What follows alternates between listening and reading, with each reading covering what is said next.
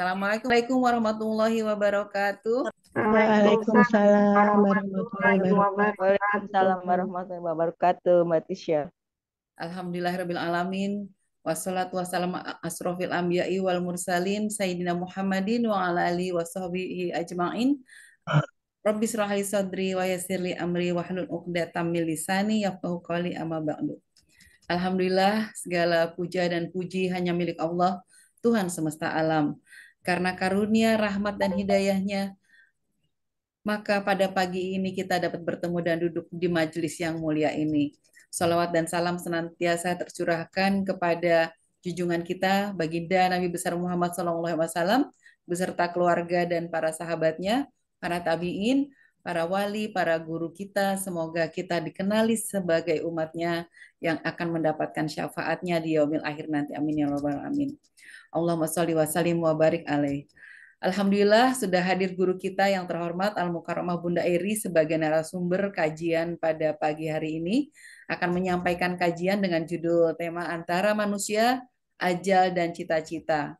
Dan yang kami hormati dan cintai Ibu Rianti Rendra Karno sebagai salah satu pendiri Majelis Taklim Khoronisa, yang kami hormati dan sayangi Ketua Majelis Taklim Khoronisa dan Wakil Ibu Rini dan Ibu Luke beserta pengurus Majelis Taklim Khoronisa. Yang kami hormati dan kami banggakan tentunya seluruh jamaah Majelis Taklim Khoronisa dan seluruh tamu undangan yang berbahagia. Terima kasih atas kehadirannya. Semoga Allah Subhanahu wa taala senantiasa melimpahkan kesehatan, kebahagiaan, keberkahan serta kemudahan dalam segala hal urusan kita. Amin ya rabbal alamin. Saya Tisha akan memandu acara kajian pagi ini sampai dengan selesai. Hadirin yang dirahmati Allah, tahun 1445 Hijriah baru saja berlalu dan hari ini kita sudah memasuki tahun baru Islam 1446 Hijriah, tepatnya tanggal 2 Muharram 1446 dalam kalender Hijriah dan tanggal 8 Juli 2024 dalam kalender Masehi. Mewakili seluruh pengurus Majelis Taklim Khoronisa, kami mengucapkan selamat tahun baru Islam 1446 Hijriah. Dengan perginya tahun 1445 Hijriah, mari kita tinggalkan semua hal yang kurang baik selama tahun lalu. Dan di tahun yang baru ini, mari kita berusaha sekuat tenaga untuk menjadi insan yang berjiwa lebih baik di mata Allah, dengan lebih semangat dan ikhlas dalam beribadah untuk mendapat ridha Allah semata. Baik hadirin yang dirahmati Allah, untuk kelancaran kegiatan pagi ini dan untuk kemudahan dalam menerima ilmu yang diberikan, serta mengharap ridha Allah, mari kita awali dengan bersama-sama membaca doa. A'udzubillahiminasyaitonirrajim. Bismillahirrahmanirrahim. Allahumma ftah alaina hikmataka wa ansyur alaina min khazaini rahmatika ya arhamar rahimin. Rabbi shrah li sadri wa yassir li amri wahlul 'uqdatam min lisani yafqahu qawli. Rabbi zidna ilma warzuqna fahma walhiqna bis sholihin walhamdulillahi rabbil alamin. Amin amin ya rabbal alamin. Baik hadirin yang dirahmati Allah, judul tema kajian hari ini mungkin agak berat ya, dan membuat kita merasa merinding atau mungkin takut, yaitu antara manusia, ajal, dan cita-cita. Di mana kita sebagai manusia selalu punya banyak keinginan atau cita-cita atau harapan ataupun angan-angan. Tapi rencana manusia hanyalah rencana. Allah pun memiliki rencananya sendiri terhadap kita. Yang terkadang kita sebagai manusia tidak mudah menerima rencana Allah yang kita sebut sebagai takdir. Baik hadirin, mudah-mudahan dengan tema hari ini dengan judul Antara Manusia, Ajal, dan Cita-Cita, kita bisa lebih siap dalam menerima ketentuan atau takdir Allah, terutama ajal yang tidak mungkin dihindari oleh siapapun ketika datang saatnya. Baik hadirin, selanjutnya mari kita simak kajian tentang antara manusia, ajal, dan cita-cita oleh Al-Mukarramah Bunda Eri. Kami persilahkan Bunda Eri. Terima kasih Ibu Tisa. Masya Allah, tabarakallah. Gimana kabarnya ibu-ibu semua? Sehat ya? Alhamdulillah. Bunda sehat ya Bunda ya? Alhamdulillah. Bunda sepertinya agak kurusan ini. Oh, ya sudah lama tidak makan nasi kan? Oh, Sudah Masya boleh Allah. makan nasi. Mudah-mudahan lebih sehat loh Bunda ya. Saya hanya dibolehkan makan nasi hitam. Oh, baik-baik. Itu pun kalau dikirim dari Sukabumi makan. Tidak ya, kalau orang Sunda bilang saya makannya jukut. makan jukut, Orang Sunda mah nggak berbagai lalap ya sayuran. Bunda ya. Apa aja dimakan lalapan. Ya, untuk ikhtiar sehat. Ya. Saya dalam proses kemoterapi di Gria Husada Fatmawati. Semangat Baik, Bunda. Ibu-Ibu, insya Allah ya kita mendapatkan refleksi pencerahan hari ini. Berat, tapi insya Allah bermanfaat untuk kita. Izin memulai, Bu Yanti, Bu Rini, dan seluruh Ya, pengurus. Mangga. Baik, Assalamualaikum Bunda Bunda Eri. Eri. Nambah cantik Bunda Eri. Masya Allah. Segar, segar banget Bunda Eri. Ah, Ini sinarnya sepertinya. Makanya tadi muter kanan, muter kiri agar gak baik-baik. Mana ini di kamar? Lagi terang banget hari ini ya.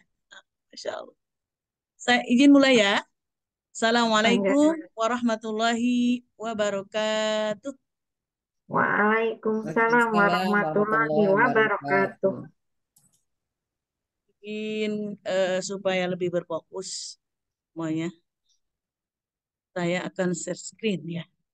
Nah, kita hari ini alhamdulillah wa syukurillah ya, puja-puji kepada Allah ya, luar biasa masih diistiqomahkan.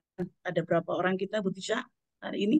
Ada 40 Bunda yang hadir. Kita pelankan, siapa tahu ada ibu-ibu Katimuskio yang hari ini saya liburkan kelasnya. Saya minta bergabung tadi. Tahsin dasar ya. Kita memuji Allah, kita berselawat kepada Rasulullah setiap hari ya Bu, bukan hanya sedang mengisi kajian seperti ini. Bangun tidur, ya kan? Sebelum tidur, jangan lupa itu. Alhamdulillah ya Allah, masih bertemu malam ini. Semoga tidur ini diridhoi Engkau. Bangun sama, ya. Bahkan ada doa-doa khusus ya. Tidur, bangun tidur, ada doanya. Doa-doa penting itu masuknya ya. Nah, kalau kita hari ini bersyukur kepada Allah, masih bisa bersama-sama duduk di Zoom, ya. Luar biasa. Kapan-kapan mau di pendopo lagi kalau Bu Yanti menjadwalkan untuk bisa bersentuhan. Kemarin saya baru ngisi kajian di Karangtengah, ya. Itu mereka ingin membahas tentang apakah kita harus bersentuhan. Saya bilang ada hadisnya luar biasa. Tasofahu yadhabil ghilli an qulubikum.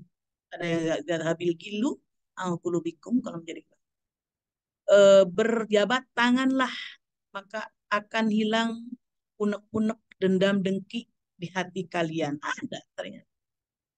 Jadi kalau kita sudah hampir setiap hari berkomunikasi ya, kalau bertemu mungkin tidak ya, berkomunikasi, udah nggak bisa begini lagi salamannya, harus begini untuk menghilangkan rasa-rasa yang eh, curiga, suudon di hati hilang.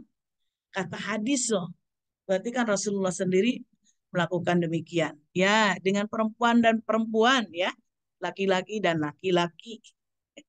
Tidak bisa kalau kita dengan laki-laki ya, sekalipun guru atau ustadz sebaiknya dijaga. Baru begini kalau dengan laki. Ini yang saya maksud sesama kita ya. Ada yang bertanya, Bunda Eri boleh berpelukan itu tidak pernah menemukan hadisnya. Kalau sekiranya itu bisa menjadi nilai plus di hati, ya nggak apa-apa. Ya kan Bu? Islam tidak seketat harus ketat. Jangan pelukan, tidak ada dalilnya. Gitu. Tidak apa-apa kalau itu bisa menenteramkan jiwa, ambil psikologinya. Tapi kan jabat tangannya udah. Ya. Jabat tangannya yang jangan dilupain, jangan langsung berpelukan saja. Ya, kalau mau ikut syariah, jabat tangannya yang jangan dilupain. Gak bisa langsung begini, gak bisa. Syariahnya dulu pakai. Ya, gitu. Ya, ini persua seperti ini, saya perhatikan tadi satu-satu. Saya masuk agak lama kok tadi Bu, saya turut menyimak. Cuma akun saya tadi belum diganti nama. Masih akun admin Katimuskio Elmakin karena nggak dipakai hari ini. Jadi saya gunakan Zoom-nya. Zoom-nya sama yang ngurus Bu Evi juga. Baik, itu hanya sebagai pengantar agar Ibu tambah semangat ya. tambah apalagi Ibu, giroh ya, amasah hidupnya tambah lebih bergairah. Insya Allah. Amin ya Allah. Ya, terima kasih kepada tim pengurus eh, melalui Ibu Erna yang mengingatkan saya kajian di Khairun Nisa, Yanti sebagai founder yang selalu motivasi kita ya. Malu kalau nggak hadir, Bu Yantinya semangat sekali. Ibu Rini, ya, periode berapa tahun Ibu Rini? 5 tahun ya? Satu periode, Bunda. Ya, satu Nanti tahun periode depan. 5 tahun kan kalau presiden. Iya, Bu. Dua, 2 tahun. Tahun depan, Bunda Eri. Ya, ada Memberi generasi kesempatan baru yang lagi ya, lain, Bunda Eri. bagi-bagi tugasnya, Masya Allah. Sudah bagus ya, Ibu. Terus aja memotivasi jemaah-jemaah yang semakin hari kita khawatir semua orang akan terlena dengan dunia. Maka hari ini saya ingin membuat refleksi terutama untuk saya. Refleksi awal tahun judulnya ya. Nanti akan dilihat bagaimana Rasulullah merumuskan jarak antara manusia, ajal, dan cita-cita. Judulnya langsung dari Rasulullah. Karena ada hadis langsung dirumuskan, dibuat skemanya. Nanti akan kita lihat ya. Tadi kan antara manusia. Siapa manusia itu? Barangkali ada yang mau baca ayat atau sudah capek dari tadi ngaji ya? Kalau begitu yang pertama saya aja yang baca. Ya. Siapa manusia? Keren manusia itu. Luar biasa. Masih selalu merinding. Allah yang mengangkat derajat kita itu Allah. Dan dibilang bahwa kita itu tinggi loh derajat. Ada dalilnya? Surah Ali Imran 139. أعوذ بالله من الشيطان الرجيم بسم الله الرحمن الرحيم ولا تهنوا ولا تحزنوا وأنتم الأعلون إن كنتم مؤمنين. Apa kata Allah? Janganlah kamu bersikap lemah. Sakit yang tidak ada obatnya, kata dokter. Tapi ternyata bagi Allah ada mukjizat-mukjizat lain. Dapat diangkat, bisa kemoterapi. Ada aja jalan. Berarti kita jangan lemah. Jangan juga bersedih hati. Ditinggalkan oleh pasangan, anak. Saya juga baru pulang takziah. Seorang ulama yang mewakili dunia telah wafat hari Jumat kemarin. Namanya Kiai Haji Jajan Syukrillah yang sudah membawa harum nama Indonesia di luar negeri. Juara internasional MTQ. Wafat karena gagal ginjal dan cuci darah yang suka dibawa itu ternyata tidak efektif karena bakteri selama COVID, karena tidak bisa ke rumah sakit, jadi cuci darah di rumah ternyata tidak steril. Baru pulang hari Jumat lalu dan saya masih merinding karena kemarin hari ketiga saya takziah. Masya Allah, yang diziarahi banyak ramai karena beliau punya pesantren. Sudah ribuan orang-orang yang dibentuk oleh beliau mencintai Al-Quran. Saya bilang Ahlul Quran ke istrinya, jangan sedih. Umi pasti banyak yang menghiburnya. Saya menghibur istrinya. Sudah apa namanya disebutnya Amul Husni kata tahun duka cita karena putrinya baru 3 minggu menikah tertabrak angkot. Habis itu neneknya lalu suaminya. Ini mah katanya tahun duka cita. Jangan lemah, jangan sedih hati. Ayat ini berkaitan. Saya ungkapkan. Kenapa? Karena kalau mau diangkat derajat itu adalah kita membutuhkan keikhlasan akan takdir Allah. Insya Allah nanti hari Rabu, saya di Masjid Puri Cinere. Biasanya jamaah yang hadir nyampe 800 orang. Saya akan membahas tentang antara ikhlas, mukhlis, dan mukhlas. Silakan Ibu kalau mau hadir ke Masjid Puri. sana offline ya, yang sama ibu-ibu Tritium penyelenggaranya. Ibu Santi suka hadir mendampingi saya di sana. Jadi menyiapkan dasar ya, ikhlas, mukhlis, ikhlas. Jadi manusia itu keren, derajatnya sudah diangkat langsung melalui janji Allah. Kamulah orang-orang yang paling tinggi derajatnya, maka jangan lemah, jangan sedih gitu. Tapi ada tanda kutipnya, Allah bilang, jika kamu beriman. Berarti kalau kita beriman, patuhi ini, kata Allah. Jangan maya, jangan bersedih hati ya. Berarti kita beriman. Kalau beriman, berarti jangan sedih. Kalau beriman, berarti jangan lemah. Kalau beriman, diangkat derajatnya. Itu manusia. Ya, itu sampai situ karena kita sering sekali mendengar pernyataan tentang manusia. Manusia tidak pernah terpisah antara manusia dan cita-cita. Karena manusia diciptakan dengan berbagai potensi, keinginan, ya kan? Salah satunya cita-cita. Ada harapan, ada impian, tapi ada yang tidak boleh terlalu kita rekayasa, angan-angan. Itu kan juga cita-cita yang berlebihan ya, obsesi. Ya, jadi yang dianjurkan oleh Al-Quran hanya cita-cita, tidak lebih dari itu. Dalam bahasa Indonesia kan ada ada angan-angan, ada obsesi.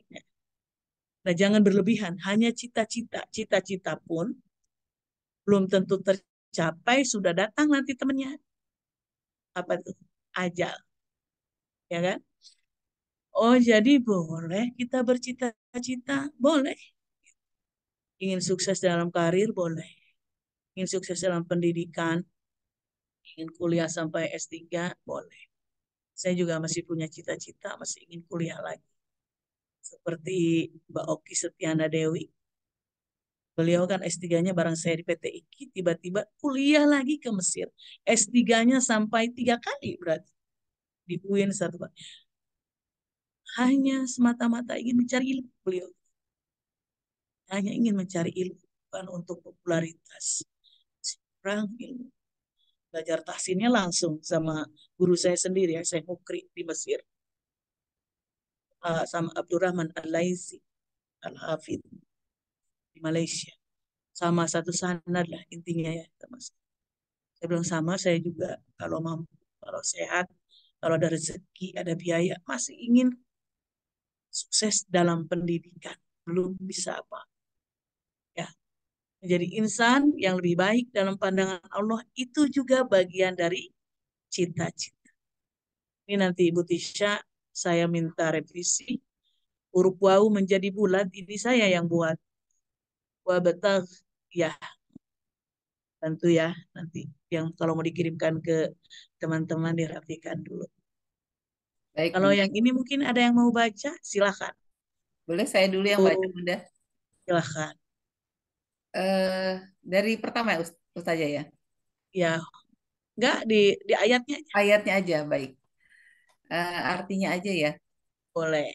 Bismillahirrahmanirrahim. Dan carilah pada apa yang telah dianugerahkan Allah kepadamu atau pahala negeri akhirat. Tetapi janganlah kamu lupakan bagianmu di dunia. Berbuat baiklah kepada orang lain sebagaimana Allah telah berbuat baik kepadamu. Dan janganlah kamu berbuat kerusakan di bumi. Sesungguhnya Allah tidak menyukai orang-orang yang berbuat kerusakan. Masya Allah. Tabarakallah. Ya. Jadi Allah bilang, wabtaghi fima atakallahu daral akhirah. Cita-cita yang terbaik, ya. Cita-cita terbaik itu adalah mencari pahala negeri akhir. Tapi janganlah kamu juga lupakan bagimu di dunia. Jadi saya pernah menceritakan ya sama ibu-ibu, tapi boleh saya ulang ya. Sahabat Rasulullah namanya Abdurrahman bin Auf. Dia ditakdirkan oleh Allah menjadi orang kaya. Setiap dalam kajian-kajian bersama Rasulullah, Rasulullah bukan menyindir. Rasulullah itu apa adanya wahyu yang disampaikan. Betapa bahagianya orang-orang yang bersama Rasulullah Shallallahu Alaihi Wasallam yang bisa memikirkan negeri akhirat. Dari situ Abdurrahman bin Auf merasa waduh, saya ini kok sepertinya berfokus pada dunia, bisnis semakin kaya, semakin kaya. Suatu hari kurmanya tidak dijual, dia taruh di gudang, gitu. Diam-diam dia hanya ingin memikirkan akhirat, ya kan. Akhirnya kan habis itu tidak berjualan, dia menikmati hari-hari sebagaimana orang-orang kesulitan. Suatu hari datanglah orang yang mencari kurma busuk, ya kan? Ya, ternyata Abdurrahman bin Auf, ya kan, diinfokan ke orang bahwa Abdurrahman bin Auf lah yang punya kurma busuk di gudangnya karena nggak boleh dijual. Karena alasannya untuk menyembuhkan virus di sebuah negeri butuhkan banyak, jadi kurma busuknya katanya untuk menyembuhkan virus. Abdurrahman bin Auf tidak bisa menolak karena itu untuk menolong orang lain. Akhirnya dijual kurmanya dan harganya 10 kali lipat dari kurma. Kaya lagi beliau. Dia datang kepada Rasulullah menceritakan apa yang terjadi. Jadi Rasulullah intinya ilustrasi ini ya Bu ya. Menganjurkan bukan seperti itu Abdurrahman bin Auf yang dimaksud. Kau boleh kaya karena itu takdir. Yang harus engkau kelola itu adalah kekayaanmu digunakan untuk bersosial. Karena orang kaya itu cenderung bakhil. Ada ya di dalam surah Al-Ma'arij mulai dari ayat 12-13 Ibu cari aja. Cenderungan manusia itu dia pelit, gitu. Dia pengen kaya. Dari mana itu ngambil cerita itu? Ya dari Korun. Dari Korunnya zaman Nabi Musa. Maka itu dianggap dasar manusia itu seperti itu. Kecuali orang beriman. Gitu loh. Manusia yang tadi tinggi derajatnya. Kecuali yang itu. Ya engkau bukan gak boleh kaya saja. Tapi pakai semua hartamu di jalan Allah untuk mengharap negeri akhirat. Secukupnya untuk keluargamu, secukupnya untuk sosial, ya kan? Bukan kau simpan, tentu nyampe kau menikmatinya, jangan-jangan ajal udah keburu datang. Gitu. Ya. Boleh ya? Janganlah kamu lupakan bagianmu di dunia. Lalu berbuat baiklah. Janganlah kamu berbuat kerusakan di bumi. Gitu. Karena dasarnya harta katanya membawa kesombongan. Itu udah Al-Quran udah banyak. Dasarnya ya. Bawa kesombongan. Seperti sombongnya Korun. Kapan kau berzakat, Korun? Nantilah Musa, ini juga hasil kerja keras saya. Dia tidak melibatkan Allah, dia lupa pada janji. Ingat ya Korun, nanti kau akan diazab sesuai perjanjian Allah di awal. Kalau engkau tidak menggunakan harta itu dengan baik, tidak berzakat, kan ngeri ya. Seperti itu. Jadi jangan berbuat kerusakan. Sungguhnya Allah tidak menyukai orang-orang yang berbuat kerusakan. Jadi boleh bercita-cita karena cita-cita itu menjadi motivasi untuk terus bergerak dan berusaha. Ya, yang nggak boleh itu terlalu banyak angan-angan ya. Jadi kalau setiap manusia ingin menjadi lebih baik, itu udah fitrah ya. Jadi fitrahnya dari Allah itu berarti manusia boleh bercita-cita. Yang nggak boleh itu adalah berangan-angan yang tidak pasti. Tuh. Karena selalu terpintas yang diinginkan manusia itu. Pikiran-pikirannya ada angan-angan yang sebetulnya angan-angan itu hanya membuang waktu. Ya, memang ada yang Allah buat manusia berangan-angan. Ada, Bu. Ayatnya aja ada. Surah An-Nisa 119, Ibu nanti boleh lihat, ditulis saja. Siapa tuh yang goda? Syaiton. Setan berjanji kepada Allah ketika dia sudah dikutuk. Berjanji setannya kepada Allah. Oke ya Allah, aku dikutuk, aku menjadi musuh manusia. Tapi aku akan terus menggoda manusia, salah satunya dengan membuat mereka berangan-angan kosong. Ya, angan-angan kosong. Sehingga manusia lalai terhadap perintah Allah. Berangan-angan hanya akan membuat waktu. Dan hal tersebut, waktu terbuang ya. Dan itu adalah bentuk godaan setan yang sudah dijanjikan. Menyesatkan manusia. Ibu boleh lihat ya. An-Nisa 119. Sehingga di situ juga di bawahnya ada sehingga manusia yang tidak cantik langsung merubah hidungnya. Ya kan? Manusia yang gemuk, pipinya langsung bisa di apa? Dia apa namanya ya Bu? Pokoknya merubah ciptaan Allah lah ya. Manusia yang tidak rela dengan alat kelaminnya dirubah. Itu siapa sih yang menggoda? Syaitan. Ya. Jadi cita-cita boleh, angan-angan berlebihan, obsesi terlalu tinggi itu tidak boleh, itu ya. Buat rencana boleh, tapi selalu menyerahkan kepada Allah, ya. Karena kita hanya berencana, tadi kata Ibu Tisha di awal ya. Kita berencana tugas manusia, ya, untuk usaha, ikhtiar. Tapi si rencana itu juga niatnya itu harus selalu diperbarui, harus baik niatnya. Visinya tuh harus tetap ke akhirat. Itu khusus untuk orang-orang beriman. Kalau di luar itu saya bukan ranah saya. Kalau bukan agamanya Muslim ya, bukan ranah saya. Saya suka lihat tuh di medsos Bu. Katanya siapa tuh Bu Tisha yang mempunyai Facebook gitu loh, Google siapa tuh? Elon ya. Pendapatannya Mark katanya sampai Zuckerberg, ya, yang pendapatannya sampai setahun 911 triliun. Mark Zuckerberg. Mark Oh, siapa dia? apa yang Elon Musk tuh siapa? Kalau Elon Musk yang itu yang punya Meta Ya ya itu, sih ya. yang dia itu kan Iya, dibeli ya sama ya. Meta ya. Dibeli sama Meta. Ya, katanya pendapatannya berapa? 911 triliun. Terus ada netizennya itu malah saya nggak sholat, saya bilang salah server tuh ya.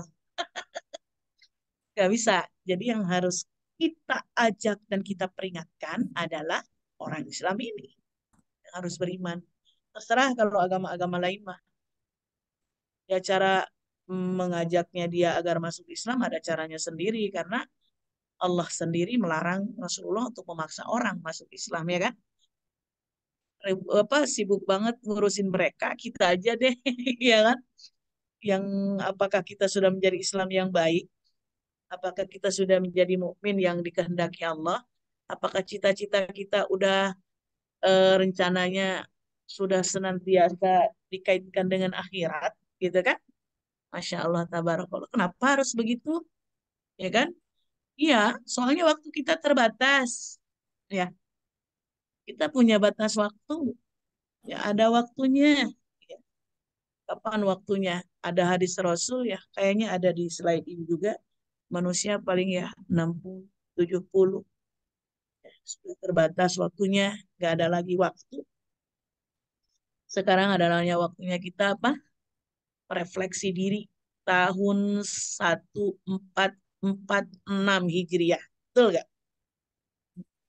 Mudah-mudahan kita menjadi pribadi-pribadi yang lebih baik, yang selalu ingat tugas manusia, yaitu apa? Surah Az-Zariyat mana? Wa ma khalaqtul jinna wal insa illa liya'budun. Akan jin dan manusia semata-mata untuk beribadah kepada Allah. Gak ada lagi waktu. Waktu terbatas. Jadi saya ulang kembali, bukan berarti kita tidak boleh memikirkan dunia, karena Allah juga sudah membantu di dalam doa Rabbana atina Di fid dunia dunya sana. hasanah wa fil akhirati hasanah wa qina Azabanna. adzab. Ada yang tahu artinya apa itu, Bu? Coba Ibu Tisha, apa artinya? Silakan. Apa Rabbana atina fid dunya hasanah? Artinya ya ya Tuhan kami berikan kami kebaikan di dunia dan kebaikan di akhirat, lindungilah kami dari siksa neraka. Bu Tisha, di Rabbana atina itu surah Al-Baqarah ya, ayat 201, Ibu-ibu cari ya. Surah Al-Baqarah ayat 201 ya. Rabbana atina itu. yang kita sering baca itu ternyata dari Al-Quran. Oh, Baik, kita yang pujakan. pertama, yang pertama, ya Tuhan kami, berikan kami kebaikan di dunia. Berarti itu boleh menginginkan apa? Dunia, Bu Tisa. Lalu yang kedua, berikan kami kebaikan di akhirat. Berarti itu apa? Akhirat. Lalu yang ketiga, lindungi kami dari siksa neraka. Ini dunia atau akhirat, Ibu Akhirat. Tisha? Akhirat. Berarti kita tahu kebolehan kita memikirkan dunia hanya 1:2. Paham ya di doa ini ya? Ini harus tahu kaitan doa ini. Di dunia hasanah 1, wa fil akhirati hasanah akhirat, wa qina adzabannar akhirat. Akhirat. Jadi boleh memikirkan dunia kalau mau menjadikan ayat ini patokan. Dunia 1, akhirat 2. 2. Ya, karena wakina adzabannar juga akhirat, ya kan? Kebaikan di akhirat juga akhirat. Dunianya hanya 1. Boleh. Jadi 1:2. Boleh mencari dunia 1, 2-nya akhirat. Ya kan? Itu ya, karena kita punya batas waktu. Ya. Ada firmannya dalam surah Al-Ankabut ayat 57. Kalau ada yang mau baca silahkan. Biar hidup suasananya ibu-ibu ya. Silakan Bu Rini baca. Bagiannya berat tapi ibu jangan tegang ya. Baik, terima kasih Bu Tisa. A'udzubillahiminasyaitonirrajim. Bismillahirrahmanirrahim. Setiap yang bernyawa akan merasakan mati. Kemudian hanya kepada kami kamu dikembalikan. Padamu ya, pada Allah. Bisa direvisi ini ya, Bu Tisha. Oh, hanya kepada Allah kamu Benar dikembalikan. Allah. juga itu kepada kami. Kemudian hanya kepada kami kamu Kaminya kata dikembalikan. Allah ya. Iya. Ilaina itu kami artinya, tapi kaminya Allah. Baik, saya bahas ini ya. Kullu nafsin dha'iqatul maut, thumma ilaina turja'un. Supaya kita sedikit ngerti bahasa Arab tadi, sehingga kalaupun artinya nulisnya ada yang keliru, kita ingat bahasa Arabnya aja. Kullu setiap ya. Nafsin berarti diri yang dha'iqatul maut, ya, akan merasakan mati. Summa lalu artinya. Kalau ibu menemukan di Al-Quran kata-kata summa ya, lalu artinya banyak. Lalu ilaina kepadaku atau kepada kamu. Kenapa Allah di sini bilangnya nak bukan nih? Ini kan aku, nak kami kan? Nah, kami di sini artinya Allah melibatkan para malaikat. Contoh, yang nyabut nyawa siapa ya Bu? Ada yang tahu nggak siapa yang nyabut nyawa? Malaikat Israel. Yang mencabut nyawa Allah. Oh, salah ya. Salah. Iya, utusannya yang turun ke Utusannya. bumi. Utusan. Ini saya sebetulnya lagi Utusannya edukasi. malaikat. Ya, saya sedang mengedukasi. Karena jamaah-jamaah sering begitu jawabnya. Siapa yang mencabut nyawa? Malaikat Israel. Oh, keren malaikat Israel bisa mencabut nyawa. Yang mencabut nyawa yang pasti Allah. Cuma utusannya yang turun ke bumi, yang menemui gitu. Contohnya seperti ini. Kalau melibatkan organisasi saja, contoh sederhana. Ibu Yanti bisa loh langsung ke saya bilang, Bunda Eri, nanti ngisi kajian ya tanggal berapa hari ini Bu? 8. 8 Juli. Bisa Ibu Yanti atau Ibu Rini yang ketua.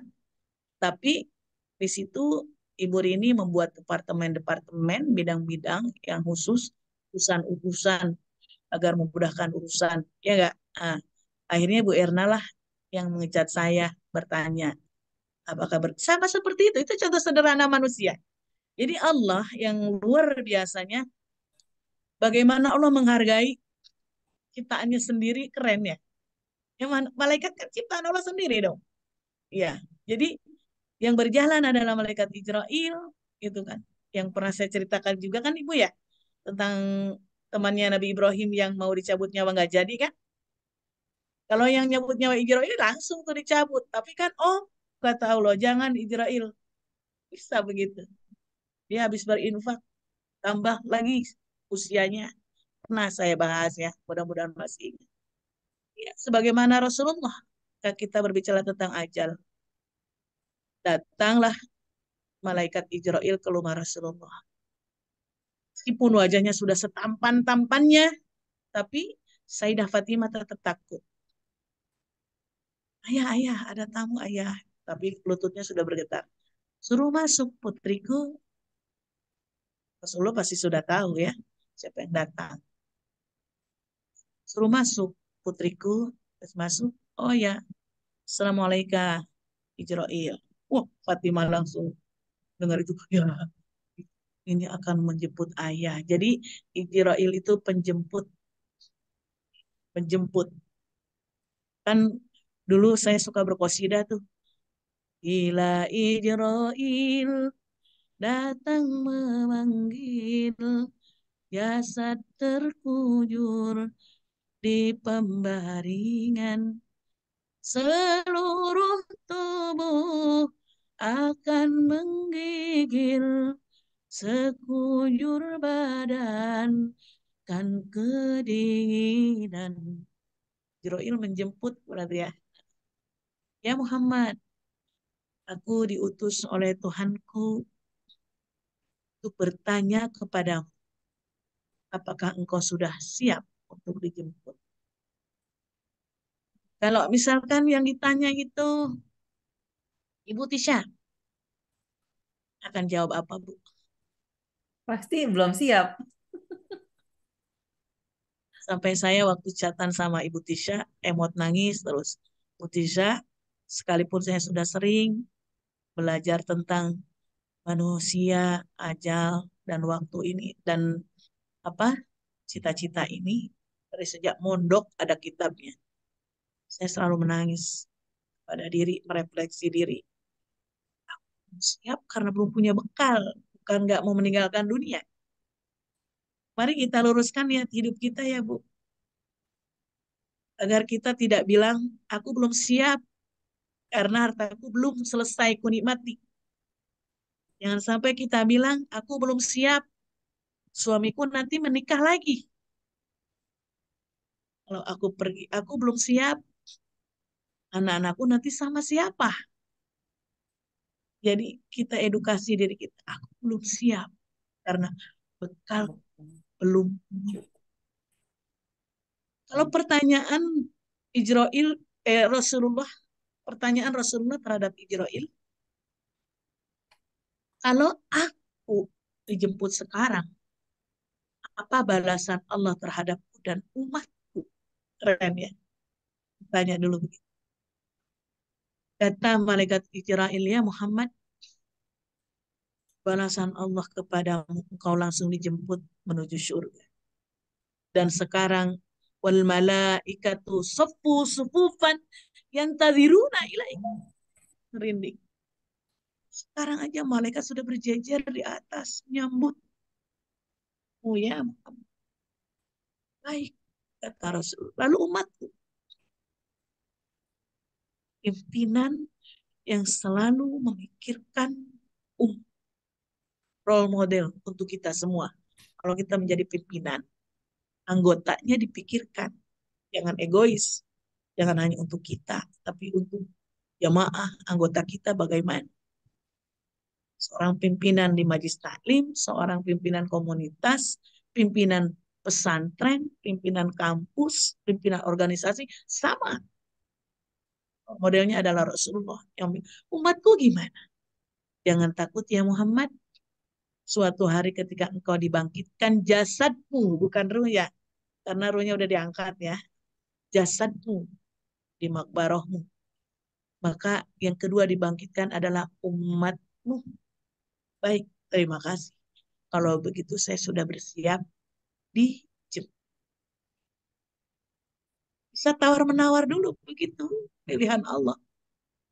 Tapi ya Rasulullah tidak akan sama sekali menolak apa yang sudah ditentukan oleh Allah. Takdirnya sampai di situ.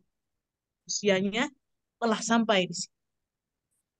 Dan kita tidak tahu, makanya saya bilang, ajal itu kan Apa boleh saya langsung lihatkan gambar yang ilustrasi yang dari Rasulullah biar kita paham ya? Kita acak-acak dulu aja supaya Ibu lebih ya, hadisnya ini dari Rasulullah tentang jarak manusia, ajal, cita-cita itu semana jarak. Jadi Nabi membuat gambar persegi 4, lalu menggambar garis panjang tengah persegi 4, lalu keluar melewati batas persegi itu, ada gambarnya lagi. Lalu beliau bersabda, ini adalah manusia. Ya, ya, jadi di gambarnya gitu. Ini adalah ajal. Ini yang garis panjang keluar. Ini adalah cita-cita. Jadi cita-cita tuh selalu melebihi, itu berlebih. Kalau orang yang tidak terjebak garis ini, ya kena garis ini, kemana-mana pun kena intinya. Bagaimana ya ilustrasi seperti ini, Bu? Oh, ini dia gambar. Apakah sudah terlihat di sana? Ya, gambarnya udah kelihatan, Bu. Nih, ini yang persegi 4 ini, ilustrasinya begini yang digambarkan Rasulullah. Ini digambarkan oleh kita ya, oleh manusia. Nih, ini ajal. Ajal itu mengelilingi. Kapan saja sampainya kalau memang pemutus kenikmatan itu akan hadir. Kita tidak tahu. Ini ajal. Ini manusia yang sedang berjalan. Ini rintangan-rintangan hidupnya. Orang-orang beriman yang sudah berhasil melewati rintangan satu, kerintangan selanjutnya, ujian itu akan selalu ada. Bahkan belum sempat kita bernafas, sudah ada ujian selanjutnya. Betul nggak? Bu Yanti pernah merasakannya nggak? Pernah dong. Jadi belum selesai Pernah, ya, Ibu. masalah satu datang masalah lain ya. Tapi orang beriman akan bisa melewati. Jadi seperti ini. Ini loh dia apa manusia ini akan terjebak tetap sama ajal ini. Jadi rintangannya, kebahagiaannya, segalanya di sini. Nanti di bawah akan ada gambar lagi yang lebih spesifikasi. Nah, ini cita-cita. Tapi kalau berlebihan itu menjadi obsesi. Betul kan? Kalau cita-cita yang sesungguhnya sebetulnya masih ada di sini. Selesai semua cita-citanya. Karirnya udah dapat, rezekinya sudah ada, pendidikan udah sampai. Nah, kalau yang berlebih ke sini nih, melebihi menjadi obsesi. Belum sampai ke sini, ajal udah memutus di sini nih Bu, putusnya. Ini ya, terlihat ya. Diputus di sini. Maka ada hadisnya. Nanti akan datang utusan sebagai pemutus kenikmatan. Utusannya Israel. Di sini aja. Sini cita berlebih ini di sini. Sampai sini, apakah ibu-ibu sudah mendapatkan gambaran dari sabda Rasulullah ini? Ternyata dikelilingi apa aja. Tidak tahu soalnya. Ini kapan akan datang. Tidak kenal tua, tidak kenal muda. Sakit atau sehatkah dia? Itu sudah rahasia Allah. Ada lagi yang lebih detail ini mungkin? Ya. Garis biru ini ajal dan manusia. Intinya manusia tidak luput dari ajal. Bersamaan dengan. Ada garis kuning, ada kebaikan yang diterima. Ada bukan selalu rintangan kan yang diterima. Gitu. Kebaikan, ada keburukan, garis merah. Garis hitam ini cita-cita di sini, harapan, angan-angan, obsesi di sini. Dan obsesi manusia itu lebih panjang dari batas umur yang diberikan Allah. Bisa dibuktikan itu. Kalau ada yang meninggalnya melalui proses sakit, saya berkali-kali sering ingin membuktikan hadis ini. Ada orang misalkan yang seperti belum menerima ajalnya datang. Tinggal kita bisikin. Jika sambutan Allah itu sangat baik, sangat bagus. Jangan pikirkan anak-anakmu, jangan pikirkan hartamu, suamimu, aman semua. Karena engkau sudah mau dijemput oleh malaikat Jibril, ya kan? Atas izin Allah, lepaskan semua dunia. Saya pernah menyaksikan menetes air matanya. Mari saya pandu bersyahadat. Dan akhirnya menutup mata. Ada. Makanya kenapa cita-cita itu selalu melebihi ajal. Jadi dia masih punya cita-cita. Ada orang baru saja makan di warteg. Akan gitu. Apa? Ini Pak, saya sedang mencari toko yang kosong. Apa? Mau ini. Ada suara dari mana ya? Mau apa? Mau usaha. Ya kan masih punya cita-cita ya. Padahal Ijroil itu udah nongkrong dekat dia. Nggak bisa. Kamu nggak bakal kesampaian. Ntar lagi aku menjemputmu. Jadi cita-cita itu selalu berlebih, Bu. Selalu ke sini. Ya. Sehingga orang yang menjelang meninggal aja masih punya cita-cita. Tiba-tiba kematian di sini. Kematian ini kan jadi menghentikannya. Sejauh ini saya tanya Ibu Yanti dah. Ibu, apakah Ibu paham dengan ilustrasi ini? Ya, paham, Bu. Paham, Bunda Eri. Masya Allah, tabarakallah. Nanti kalau ada yang kurang-kurang paham, dipersilakan Ibu Tisha pada jam 11 ya, kita buka pertanyaannya. Jadi yang saya ceritakan ini semua adalah pelajaran dari kematian. Kan ada ya di flyernya. Inti dari semua. Kita mengetahui antara jarak manusia, apa ajal, dan cita-cita. Jadi kematian itu selalu meliputi manusia seluruhnya, segi empat. Ya. Dan garis yang melebihi dari segi empat itu adalah cita-cita, angan-angan, obsesi di situ. Jadi Rasulullah menjelaskan garis lurus dalam gambar tadi manusia nih. Garis lurus ya manusia yang di awal jalan. Kalau yang melebihi ke sana baru itu cita-cita, harapan, angan-angan. Ya. Kalau di dalamnya apa? Di dalamnya itu tadi rintangan, kebahagiaan, ya kan? Sudah berhasil melewati rintangan yang baru datang dan belum selesai datang lagi rintangan lainnya. Gitu. Kalau sudah lihat ilustrasi yang digambar Rasulullah, kita berarti nggak bisa lari, nggak bisa selamat dari kematian. Ya, bersiaplah. Gitu. Karena kata Nabi, umur umatku 60-70 tahun. Sangat sedikit di antara mereka yang bisa melewati itu. Bahkan masih dari bayi, bahkan keguguran. Ya, Natal belum lahir, dia sudah tidak hidup. Rumazah dan Tirmizi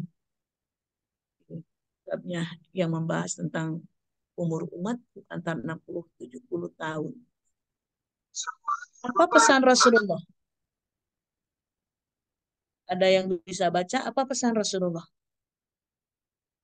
Silakan Bu Yani baca. Ya baik, pesannya Rasulullah Shallallahu Alaihi Wasallam untuk banyak mengingat mati. Beliau bersabda, perbanyaklah mengingat pemutus kelezatan. Hadis riwayat An-Nasai, Tirmizi, dan Ibnu Majah. Hadis ini Hasan Sahih menurut Syekh Al-Albani. Yang dimaksud dalam hadis ini adalah kematian. Ia disebut sebagai pemutus karena ia menjadi pemutus kelezatan dunia. Oleh karena itu, ia adalah perintah dari Rasulullah Shallallahu Alaihi Wasallam. Maka mengingat kematian adalah ibadah. Seseorang akan mendapatkan ganjaran pahala karena telah mematuhi perintah nabinya. Masya Allah, tabarakallah. Allah.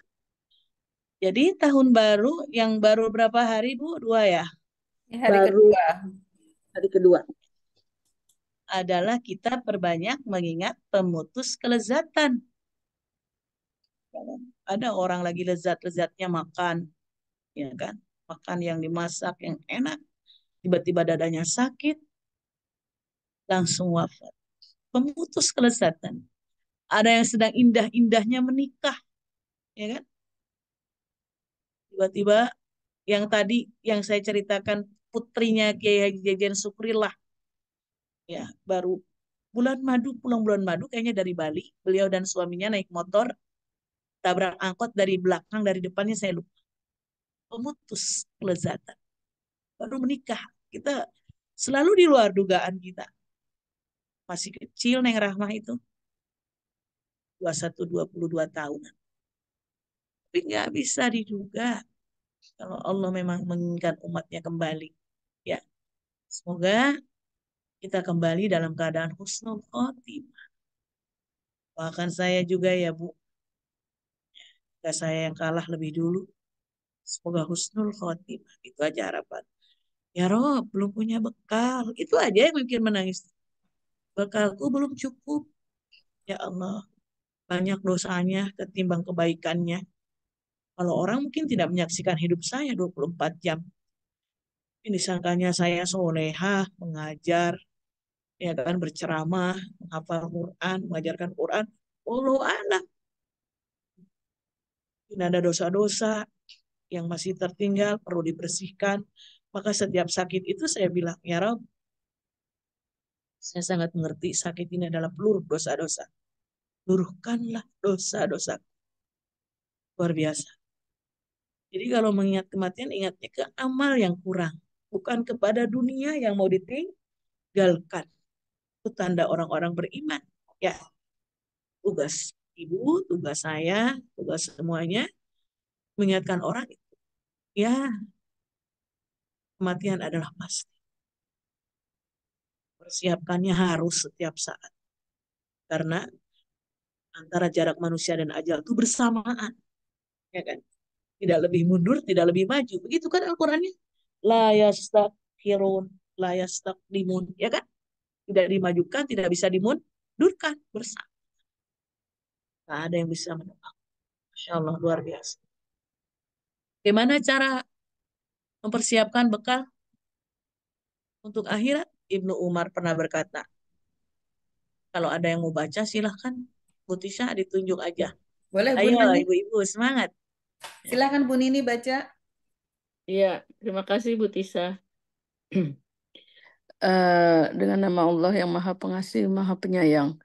Ibnu Umar pernah berkata, aku pernah bersama Rasulullah. Lalu seorang Ansar mendatangi beliau. Ia memberi salam dan bertanya, wahai Rasulullah, mukmin manakah yang paling baik? Beliau bersabda, yang paling baik akhlaknya, lalu yang paling baik akhlaknya. Lalu mukmin manakah yang paling cerdas? Ia kembali bertanya. Beliau bersabda, yang paling banyak mengingat kematian dan yang paling baik dalam mempersiapkan diri untuk alam berikutnya. Itulah mereka yang paling cerdas. Hadis riwayat Ibnu Majah, hadis ini bahasan menurut Syekh Albani. Maha benar Masya Allah Allah. dan segala firman-Nya. Ibu Nini, Masya Allah. Ya, Makasih saja. mari kita berfokus. Jadi Umar bawa berita dari Rasulullah ya. Yang baik akhlaknya itu adalah manusia yang paling baik. Dia tidak punya kebencian sedikit pun di hatinya. Apalagi iri, hasad, dengki. Wah, udahlah. Itu udah kesampah semua. Mempersiapkan kematian adalah orang yang paling cerdas. Jadi orang cerdas menurut hadis ini bukan hanya pandai, bukan hanya ya, bukan hanya pandai matematika, ya kan? Pandai matematika juga cerdas, tapi bukan hanya. Tapi yang paling cerdas itu adalah bagaimana dia menghitung-hitung statistik kematian, bukannya dengan matematika. Itu, ya Allah, nggak ada waktu lagi ya Allah, gitu kan? Batas waktunya habis. Di atas-atas tadi udah ada ayat-ayat. Ada beberapa ayat yang saya tinggalkan tadi di atas, Bu. Tapi ini bisa dikirim ke grup. Ya, ada yang harus direvisi tadi, Ibu Tisha. Kata kamu menjadi kami dan wau di ayat wabtagh. Ya, baik Bunda. Begitu. Jadi kita kalau sudah mempersiapkan Ini saya punya harta 100 juta. Kalau saya memutus kelejatan, belum saya bisa menikmatinya. Bagaimana ini? Sudahlah, bangunkan masjid saja. Karena kalau dibangunkan masjid, tidak terputus. 3 hal yang tidak terputus, ya kan? Sedekah jariah, ya kan? Ilmu yang manfaat, Masya Allah. Anak soleh, cetaklah anak-anak soleh dan soleh. Karena mereka yang lain terus, ya Rob, ampuni dosa ibu bapakku. Ya kan? Yang pernah saya utarakan ke ibu-ibu. Robbing firli wali walidayya warhamhuma kama rabbayani shighara. Orang kalau sendiri rabbayani shaghira. Ya Allah, ampunilah dosa ibu bapak sebagaimana ia menyayangiku, ngasuhku waktu kecil yang super sabar, Masya Allah. Saya baru kehilangan Umi yang sekarang 100 harinya baru 2 minggu yang lalu kayaknya. Karena 40 harinya jadi Idul Fitri. Saya masih kebayang wajahnya sampai saya menjadikan profil sambil saya usap. Rabbi firli wali walidayya warhamhuma kama rabbayani shaghira. Tak bisa memberikan bahagia dengan materi, hanya bisa mendoakan orang tua.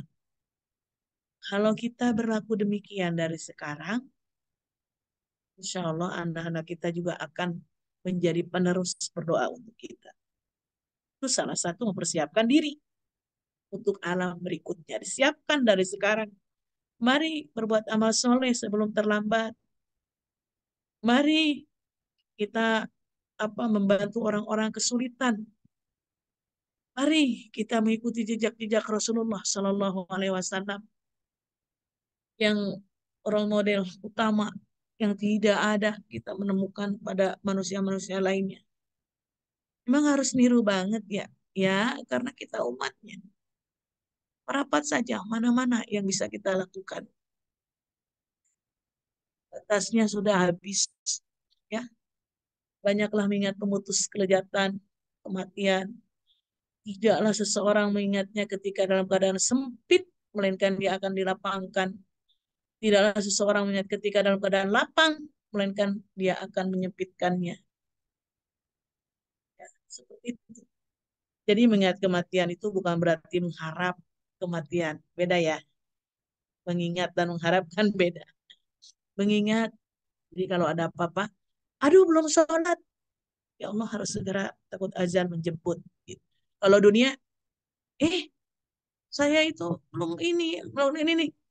Gak apa-apa, masih ada waktu. Artinya tuh masih lega waktu. Tapi kalau tentang ibadah disegerakan. Ya itu aja tadi, jadikan patokan ya. Dunia 1, akhiratnya 2. Robana atina fi dunia hasanah, wa fil akhirati hasanah. 2 tuh akhirat. Ya. Ina adzabannar yang keduanya.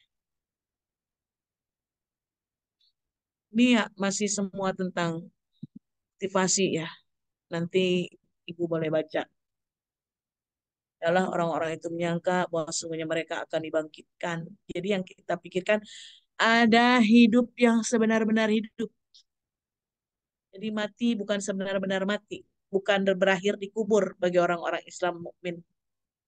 Tapi nanti akan ada hidup sebenar-benar hidup. Kita di sini bercapek-capek, berakit-rakit ke hulu, berenang-renang ke tepian, bercapek-capek dahulu, bersenang-senang kemudian. Di surga sudah tidak ada lagi sholat, tidak ada lagi zakat. Jangan akan merasa kehabisan, hartanya tidak. Sekaya-kayanya di surga, tidak ada yang akan mengambil lagi. Senang-senang mungkin. Makan sebanyak-banyak, tidak mungkin kita ke WC, cukup menjadi keringat. Itu di surga. Masya Allah. Luar biasa. Di sini kita Saya kalau mengingatkan anak-anak aja, lagi kumpul ini guru-guru di Bogor di sini. Jangan tidur terus. Tidur panjang nanti banyak waktu. Pura aja kita tidur terus. Kan kebaikan-kebaikan yang sekiranya bisa dan mampu. Luar biasa. Ya memang Allah sudah apa mengingatkan kita sebanyak-banyak dalam Al-Quran ya. Gitu. Di sini ada, bisa dibaca nanti ya. Ingatlah kematian dan sholatmu, karena jika seseorang mengingat mati dan sholatnya, maka ia akan memperbagus sholatnya. Yang seburuk-buruk orang adalah yang meremehkan dosa. Remehkan tuh intinya, ah nggak apa-apa, nggak apa-apa, ketinggalan, nggak bisa, jangan diremehkan ya. Baik Ibu, mungkin Bu Tisha kita bentuk pertanyaan saja. Baik, Ini nanti akan dikirim saja untuk motivasi semua ya. baik Bunda. Silakan. Ya. Baik, terima kasih Bunda. Eh, baik Ibu-ibu, ini barangkali ada yang mau bertanya. Saya mau bacakan dulu pertanyaan yang ada di dalam chat Bunda. Dari Silakan. Ibu Niarti Bandung. Assalamualaikum warahmatullahi wabarakatuh. Izin bertanya, manusia merasakan kematian dan kita mempunyai potensi dan cita-cita yang tinggi dan karir tinggi. Contoh, ingin menjadi guru bahasa Perancis dan hafiz Al-Quran. Dan dia sakit, siap tidak siap kematian datang. Padahal dia ingin berangkat sekolah. Bagaimana solusinya mereka menjemputnya? Amalan salih masih kurang. Masih kurang. Tadi Tadi sudah jelas sekali ya di gambaran. Ya. persiapannya Bunda ya. Memang cita-cita itu selalu melebihi kan tadi. Tadi cukup mungkin tadi bertanya sebelum kita Iya, menjelaskan gambaran. Ya, betul. Baik. mudah-mudahan udah terjawab di situ. Memang Iya, obsesi manusia itu tinggi. Ya, saya belum mau belajar bahasa Perancis. Gak apa-apa, itu kan boleh, ya kan? Luar biasa ilmu, ya kan? Dakwah bisa bahasa Perancis kan keren. Karena tadi pengen jadi artis Al-Quran. Ini pemutus kelezatan keburu datang. Tapi luar biasanya cita-citanya cita-cita baik. Iya. Ya, Masya Allah. Iya, langsung ke Bu Nini, Bunda. Ada pertanyaan Bu Nini, silakan Bu Nini. Silahkan. Ya, terima kasih Bu Tisa. Bunda Eri, Assalamualaikum. Waalaikumsalam warahmatullahi Ibu. Bunda, aku mau nanya soal ini ya, ini kan tentang kematian ya. Terus ini saya merasakannya kita kalau sudah bekal, misalkan merasa bekal sudah cukup, tapi kita kayak belum siapnya itu bukan karena itu, tapi kita merasa kayak, aduh, kan katanya kalau menuju sakaratul maut tuh sakit gitu, katanya. Katanya saya belum merasakan gitu. Terus kita tuh harus bagaimana gitu menghadapi yang sakit, merasakan sakitnya ini gitu. Kita harus berbuat bagaimana dan kita siapnya tuh harus bagaimana gitu. Ustazah. Terima kasih Bunda Eri. Luar biasa. Masya Allah. Tabarakallah. Pertanyaan yang sangat bagus. Karena ini masih berkaitan dengan yang saya ceritakan tentang kepulangan Rasulullah tadi ya. Ya. Ya, jadi kepulangan Rasulullah itu disaksikan. Jadi kan gini, beliau bertanya pada Israel, Israel, datangkan dulu Jibril. Tadi saya lengkapi ya ceritanya, ada yang kurang. Datangkan dulu Jibril, saya ingin bertanya. Yang tadi bertanya itu bukan kepada Israel. Nah, saya ulang nih ya, kalau nanti ada rekamannya Bu Evi, bisa di-cut-cut, direvisi. Rasulullah itu bertanya kepada malaikat Jibril, karena Israel panggil Jibril, gitu loh. Aku mau bertanya, bagaimana tentang aku dan umatku, itu bertanya kepada Jibril, bukan kepada Israel, karena bukan tugas Israel. Israel hanya menjemput. Kata Jibril tuh, wal malaikatu sufufan yantadziruna ilaik. Malaikat sudah berkumpul untuk menyebut bagaimana akhirnya Rasulullah mengiyakan. Baik, silakan Israel. Nah, itu yang Ibu tadi maksud prosesnya. Itu kan? Aduh, itu kata Rasulullah ya. Sakit sekali. Kalau di dalam hadis apa namanya? Apa Bu? Di dalam hadis yang disebutkan bagai apa? 700 pedang ya. Ibu Iya, pernah membaca? gitu Ya, katanya. sekali gitu kan. Ini sebetulnya hanya untuk iktibar kepada umat-umatnya. Dan saya yakin sakitnya Rasulullah itu masih mampu, ya dong. Kepada manusia aja udah Allah bilang la yukallifullahu nafsan illa Usaha. wus'aha. Tidaklah Ah. aku beri ujian kecuali dengan kemampuannya pula. Apabila yang Ibu ceritakan tadi ya, amalnya sudah cukup.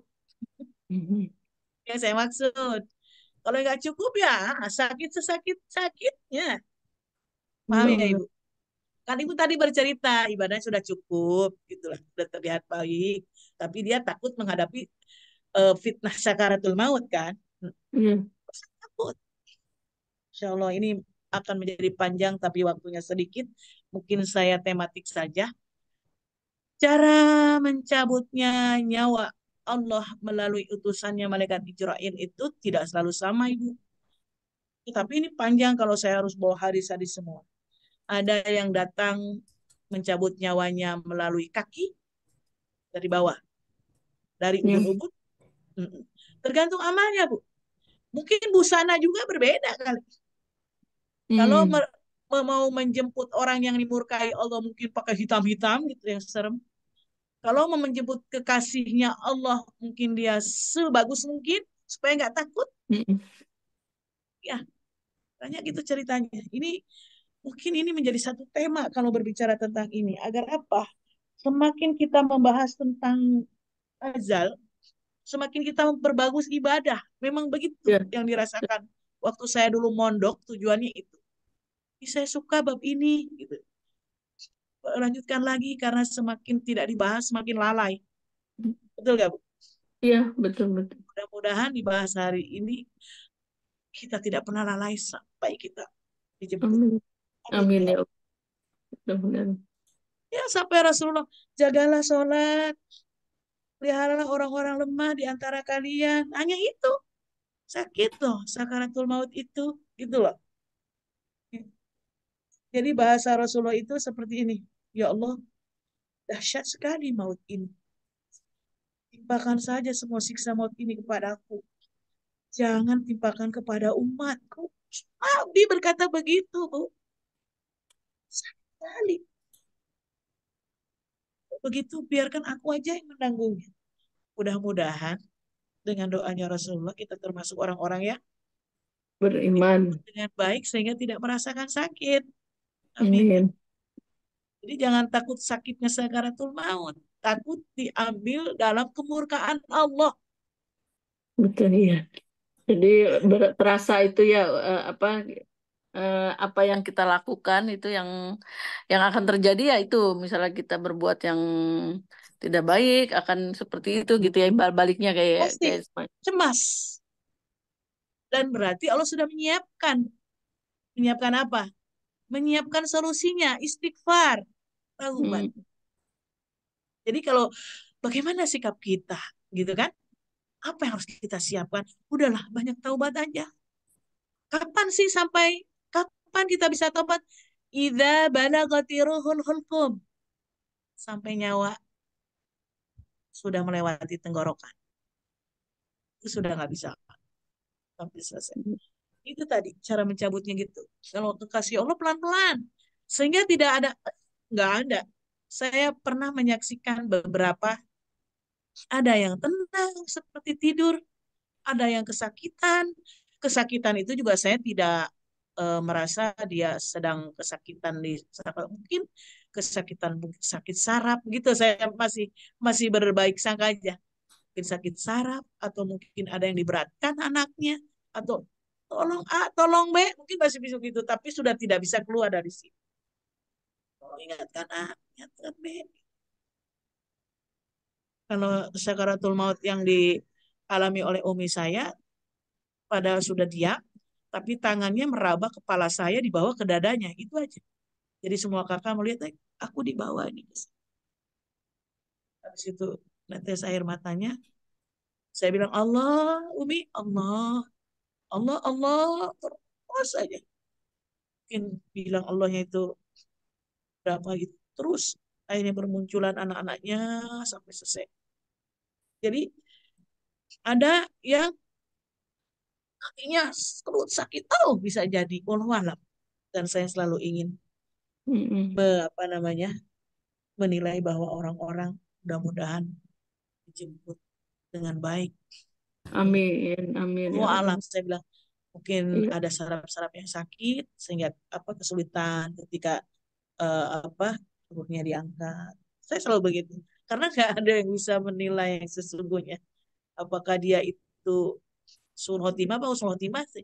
Tetap harus didoakan terus, ya nggak? Terus berdoa terus.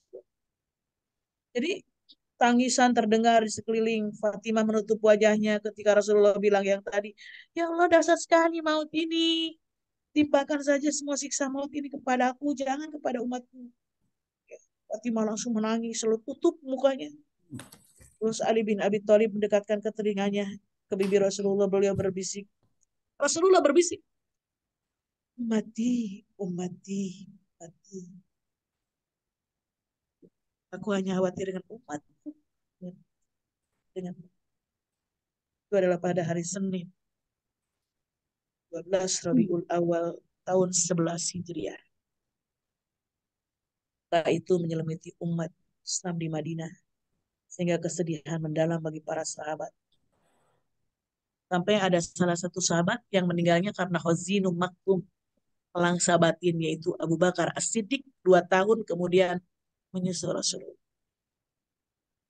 Karena ya itu tadi suri tauladan yang luar biasa Rasulullah. Samalah seperti sederhananya kita ya manusia. Kalau ada anak sakit, Rob, timpakan sakit ini kepadaku saja. Iya, Kasihan aku. Bisa begitu kan? iya. Gitu. Ya. Jadi persiapan ibu memohon kepada Allah, ya Allah bihusnil Khotimah. khotimah. Baik, Ustaz. Baik, Terima Bunda. kasih Bu Nini. Kita lanjut ke Ibu Yani. Silakan Bu Yani. Ya, baik. Terima kasih kesempatannya, Bu Tisha. Makasih. Ya, Ustazah Bunda Eri. Saya ingin bertanya, ingat nih cerita dari ini sahabatnya Nabi Ibrahim yang karena bersedekah, kemudian umurnya nggak jadi dicabut gitu nyawanya. Padahal Suaranya ini ya Bu Tisha. Bu Yani suaranya agak ini ya, oh hilang. iya, Ya, ya. oh iya. Hilang-hilangan. Oke. Oh, sekarang? Boleh Udah dipersingkat jelas. Ibu? Iya, Oh udah iya. jelas. Baik, ini Bunda Eri, saya kan ingat ceritanya Nabi Ibrahim ya, punya sahabat yang sudah mendekati ajalnya, kemudian karena bersedekah menjadi ditangguhkan apanya ajalnya itu karena doa dan sedekah. Nah, apakah itu memang dimungkinkan ya doa itu merubah takdir gitu? Karena takdir kita kan umur kita sudah pasti gitu ya. Itu yang pertama. Terus yang kedua, kita kan mengikuti nih setiap kali kajian-kajian, terutama di Khorinisa tuh nggak pernah absen setiap 1 minggu ada kajian ilmunya. Hati kita menjadi tenang dengan selalu berzikir, beristighfar, kemudian juga kita melakukan ibadah-ibadah lah ya semuanya. Dan ada satu saat ya perasaan hati ini kayaknya tenang banget dan kita kayaknya ya Allah kalau misalnya aku dipanggil saat ini aku siap ya Allah gitu. Kayaknya ada suatu saat seperti itu. Tapi kalau iman kita kan naik turun ya. Kadang-kadang naik turun gitu, kadang-kadang suatu saat kita kayaknya agak males misalnya tahajudnya. Aku masih ngantuk nih. Aduh, Allah kayaknya maha pengasih lagi maafin yang bisa kayak gitu kayak naik turun begitu. Nah, apakah mungkin ya surga itu kita nikmati di dunia ini pada saat kita merasa mutmainah, kayaknya rasa hati tenang, kita nggak ada lagi yang kita pikirkan hanya Allah gitu. Apakah mungkin suasana itu kita dapatkan di dunia ini? Itu Bunda Eri pertanyaan. Terima kasih Bunda Eri.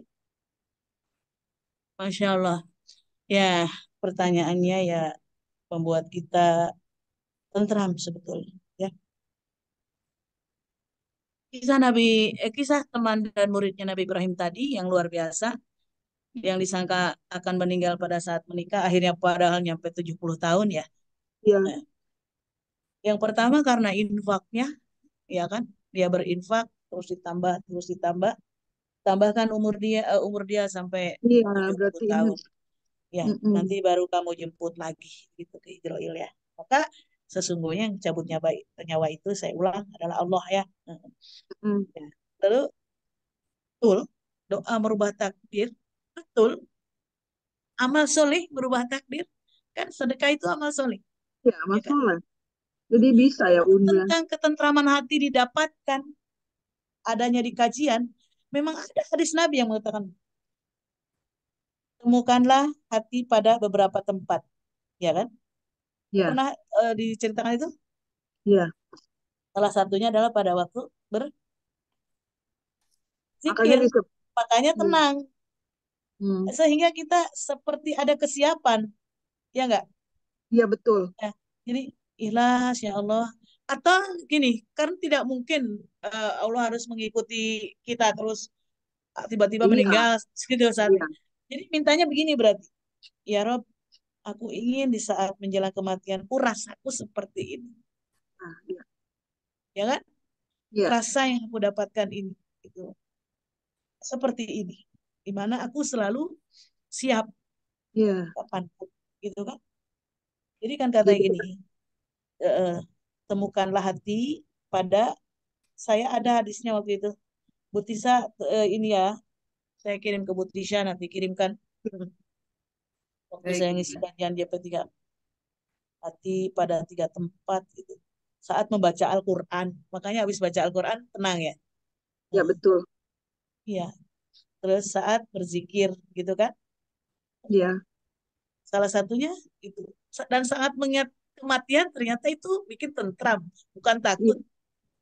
Iya. Iya, kayak ada Al-Ghazali ya, pelajaran ya. eh, eh, Imam Al-Ghazali, Imam Al-Ghazali bilang gitu, temuilah hatimu pertama saat menunaikan sholat. Berarti Hmm. kalau mau menemukan hati di mana? Hati yang sesungguhnya dibuat Allah itu pertama sedang Betul. Sedang sholat. sholat. Sesuai. Ya, tentram. Terus kalau kau tidak menemukannya saat kamu sholat, berarti temukanlah hatimu sedang saat berzikir mengingat Allah. Ya, Tidak ketemu juga itu hati, gitu loh. Maka kamu temukan aja saat bertafakur yang tadi Bu Yani bilang tentang kematian. iya. Berpikir tentang kematian itu ternyata kita menemukan hati kita yang sesungguhnya ada di sana. Oh ini hatiku loh. Kalau tidak ditemukan di 3 tempat itu, mintalah hati yang baru. Karena sesungguhnya engkau tidak punya hati. Tuh, begitu. Jadi kita minta doa Jadi ya. hatimu sudah ada nih. Saat seperti ini, itulah sesungguhnya hati.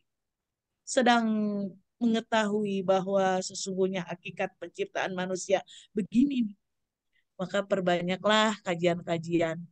Ya, Perbanyaklah dapat. mengikutinya. Perbanyaklah teman-teman yang solih dan solihah. Iya, iya Kalau benar. ibu mampu, meskipun teman-teman itu masih suka iri dan berpikir negatif, temani aja kawan, sehingga ibu bisa membawanya ke vibes positif semua. Masya Iya, Allah. dengan hati yang bersih ya Bunda ya. Luar biasa. Dan, Jadi tadi iya, paham Bunda. ya, Ya, carilah paham hatimu di Bunda. 3 tempat. Tempat. Ketiga, sholat. Ketiga, Zikir. Iya, kedua, ya, berzikir, berzikir dan zikir bertafakur. itu termasuk baca Al-Quran ya. Ya, Nah, dan ya yang ketiga, kadang-kadang kita ketika baca berpikir Al-Quran ini, tentang iya, kematian. Kalau tidak makanya ketemu di situ, kemana? kita mintalah hati, minta doa kepada Allah, mintalah hati Minta yang hati yang baru, karena sesungguhnya kita belum punya hati. iya baik. Oh iya iya. Al-Ghazali ya, dalam kitabnya.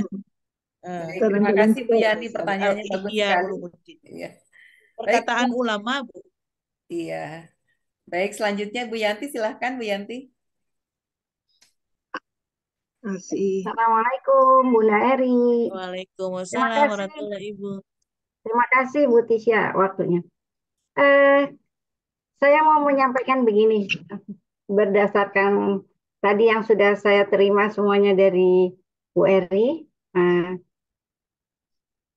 dan ada juga yang sudah beberapa saya lakukan digabung dengan ini gitu ya, berkaitan dengan temanya antara manusia, ajal, dan cita-cita. Bagaimana kalau misalnya kita membuat chart atau tabel gitu ya, Bunda Eri.